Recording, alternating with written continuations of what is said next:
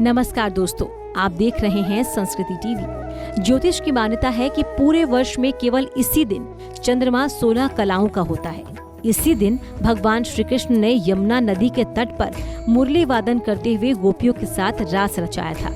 इस वर्ष ये पर्व 9 अक्टूबर 2022 को पड़ेगा। ये त्योहार आश्विन मास के शुक्ल पक्ष की पूर्णिमा को शरद पूर्णिमा या रास पूर्णिमा को आता है। इस दिन प्रातः काल स्नान करके आराध्य देव को सुंदर वस्त्रों आभूषणों से सुशोभित कर आसन, आचमन, वस्त्र, गंध, अक्षत, पुष्प, धूप, दीप, नैवेद्य, तांबूल, सुपारी, दक्षिणा आदि से पूजन करना चाहिए। गौ दूध से बने खीर में घी तथा चीनी मिलाकर रख देना चाहिए और अर्धरात्रि को रसोई समेत भगवान का भोग लगाना चाहिए। रात्रि जागरण करके भगवत भजन करते हुए चांद की रोशनी में ही सुई में धागा पिरोना चाहिए।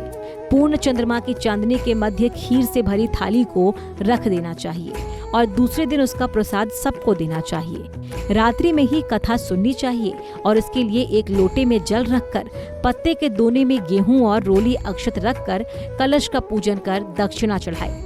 गेहूं के 14 दाने हाथ में लेकर कथा सुने और लोटे के जल से रात में चंद्रमा को अर्घ्य दे। जो लोग विवाह होने के बाद पूर्णिमा के व्रत का नियम शुरू करते हैं, उन्हें शरद पूर्णिमा के दिन से ही व्रत का प्रारंभ करना चाहिए। इस व्रत की कहानी कुछ इस प्रकार है। एक साहूकार की 2 पुत्रियां थीं और दोनों ही पूर्णमासी का व्रत रखती थी, लेकिन बड़ी वाली पूरे विधि विधान को मानती थी, जबकि छोटी अधूरा व्रत ही रखती थी। दोनों का विवाह हो गया और वो अपने घर चली गई। बड़ी की कई संतानें हुई, किंतु छोटी की संतान ने जन्म लेते ही मर जाती थी। छोटी ने तमाम विद्वान पंडितों को बुलाकर कारण जानना चाहा और उन्हें अधूरे पूर्णिमा व्रत की बात बताई।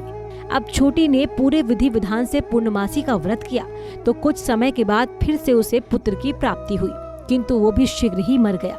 इस पर उसने एक पाटे पर उसे लिटाकर कपड़ा उड़ा दिया। बड़ी बैठने ही जा रही थी कि उसका घाघरा पाटे से छुआ और बच्चा रोने लगा। इस पर बड़ी ने क्रोधित होकर कहा कि तू मेरे ऊपर कलंक लगाना चाहती थी, मेरे बैठने से ये बच्चा मर जाता। तब छोटी ने पूरी बात बताई कि तेरे पुण्य और भाग से ही वो जी उठा है। उम्मीद है दोस्तों आपको ये जानकारी पसंद आई होगी। ऐसे ही धर्म और आस्था से जुड़ी जानकारी के लिए देखते रहिए संस्कृति टीवी।